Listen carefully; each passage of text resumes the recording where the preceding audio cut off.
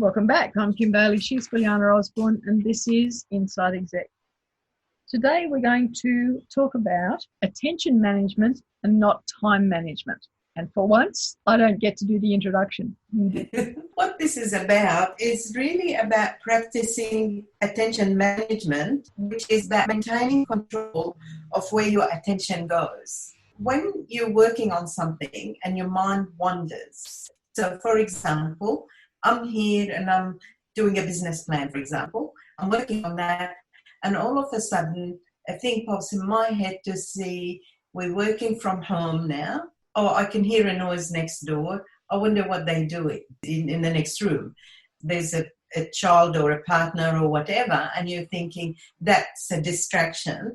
Then do you follow that up? Oh, I'll stop now and I go and investigate.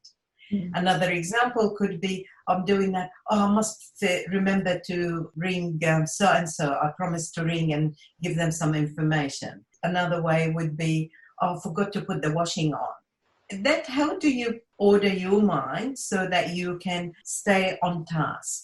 In some cases, people in meditation and who's known to meditation can do this really well. Some of us aren't very good at it. So I guess the most important thing is recognizing when you're wandering off and then figuring out, I'm just wandered off topic. You can do two things. Then decide, no, it's just that can wait. It's not life and death and it's not immediate. So I'm here and I plan to work on the business plan now. Or now I'm doing podcast recording. So even if something pops in my head, that has to quickly be dismissed because I'm actually live or I'm on the phone to someone. So remove distractions, recognizing when you actually, your thoughts are being diverted and get them straight back online. Unless it is super urgent or something came and it's life and death, don't stop. Because you stop, then you're going to keep encouraging yourself to not focus, which is another way to say attention management is being stolen away from you rather than, and you're letting it and you're feeding it instead of correct. In some areas, it's known as the butterfly. So you can actually just say, oh, butterfly went past. I got distracted, the butterfly went past, or there's a whole net of butterflies going past and I'm going to follow them. It can also be that you get distracted while you're doing something. So you go down the rabbit hole and go on all these different paths that you started out. And I know this is something that I will do. I'll start out working on a particular area of a website and then I'll think, oh, no, but I should fix that first. And I need this and I need this and I need this. And it's all part of being able to do that first task. But I haven't planned any of that. And that comes back to not preparing for the task in the first place. And so what I've done in the last 2 weeks is I've gone back and on a Sunday night, the last thing I do before I go to sleep on a Sunday night is I do a list for the following 7 days. And I put activities on that list because, as you know already, I am the list queen. I have to have a list, whatever I'm doing. But what I've found I'm doing is I'm putting individual tasks on the list, whereas in the past I would have done something that said, oh, I have to make 5 videos. Well, at this time round, it's do the storyboard for the videos, prep all of the equipment and things that I need for the videos, allocate the time for the videos, so I have an idea in my head of how much time these videos are going to take. And when it doesn't happen, when one of those things doesn't happen, everything else gets moved to another time. And I don't just move it to the next day. I'll look at what else is on in the week and say, okay, this can't be done in this time frame. It's got to go somewhere else. And so the time that I've got allocated, I might move something else into that area and then adjust the times that I've got.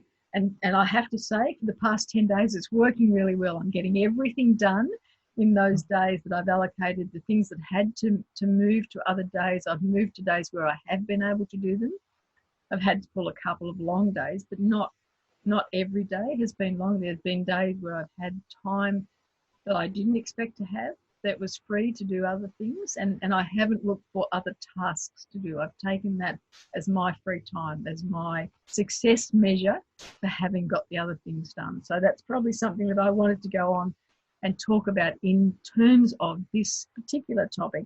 When you're managing your time and time management, it's really easy to not give yourself any successes, to say, well, I failed because I didn't get these things done, or I didn't get them done in the time that I said I was going to do them. And we've talked previously, and some of our guests have talked previously, about how you measure success. But I want to reinforce that it's you that has to measure the success. It's not about someone else giving you the tick for success. Don't wait for someone else to say you did a good job, or that was successful, or you did that right. You've got to allow yourself to have good days, and you've got to know how you're going to judge that that is a good day without interactions from anyone else. I agree with having to measure yourself. And I found that for me, I'm trying to experience new way of my behavior or practice or working pattern, and how I want to make it better or different. For example, I do love interruptions. So to me, this business of attention management, I think, oh, what for? I really like this when my mind's wander and I go from A to B. I'm more, what's the word? I feel like I can think freer and all of that. Now I think, yeah, that is true. So I don't want to stop it altogether. However, how much did I waste by just going with that? So what I'm now working on and how I measure my success is, how do I get it right in the right degrees? So for example, I allow some time for my mind to wander from A to B to Z, and I liken it to when you're in an office and you love it when people come to your desk and interrupt you. Some people hate it, I love it, and when you can get up and walk and chat to other people. So to me, I now know that's part of my way of thinking, my way of acting and working, so I want to preserve that, but I don't want it to be to the point where it makes me totally inefficient. And how I measure is like you, I decided I will give myself a plan for the day and meetings that I've already committed. And then the time that used to be traveling between meetings, that to me was my mind wandering time, where I'm walking from one location to another, getting on a bus or whatever. And now I use that time and I consciously say, well, this meeting finishes at 9, the next one starts at 10, so I've got an hour. And that's when I physically walk around the house and I start let my mind wander and all of that. So when I am at the desk working on something or talking to someone, I'm 100% focused. You've got to cater for your personality as well. You do, and I think what we're talking about is that it's a combination of both. You can't just be attention management focused, and you can't just be time management focused, that they are part and parcel of one another. And I harken back to my training days, and when we were writing training courses, we knew that a normal training session in a day program, you would allocate 60 minutes for a topic. But we also knew that within that 60 minutes, only 40 minutes was, that was the peak attention time for anyone who was part of the training course. So what we had to incorporate into that time management was that the attention management component of that time was 40 minutes of the 60 minutes. So there had to be some other activity in that 60 minutes that allowed people to have a little bit of time out, a little bit of attention wandering, because you couldn't expect them to be on focused the full 60 minutes. It isn't physically possible in a day. We also knew, and it's still to this day the same, is that the first session after lunch was called the graveyard shift, because that was the time when people's attention was at its lowest in a general sense. We all know about biorhythms, and we know that we all have different times of the day when we're good and we're not so good. But in a general sense, in a group sense, that time after the lunch break was the worst time to be trying to do something. So I always had activities in that time, and it only had to be 15 minutes, 30 minutes maximum, that didn't require people to think too much. That it was just often it was a movie or a video or just a fun activity that they had to do. I know that Fulyana was involved in it. Of course, I did, where after lunch we went outside and we flew kites for an hour.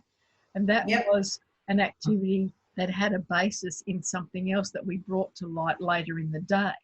But it gave people a physical activity to do. It gave them time to let their minds wander or focus, depending on who they were. But we were able to draw some conclusions out of that activity by observing them that we used later in the day. So not wasted time, but not focused time either. And that too, in what Fulyana was saying earlier about knowing yourself and allowing yourself the time management to match your attention management, I guess is the best way of putting it, is that know yourself, know when you work best, know when your attention is at its peak. Also recognise and not discount the fact that you might get distracted, that you might need to be thinking about other things, that there might be some overriding thing in the back of your head that is affecting everything you do in the day, regardless of how focused you want to be. You know, it might be something that is completely unrelated to work, and that happens. You know, we do have other worries, we do have other things we're concerned about that override our thought processes. Recognise that. Don't push yourself. Go for results, not time spent on activities. My words of wisdom for the day.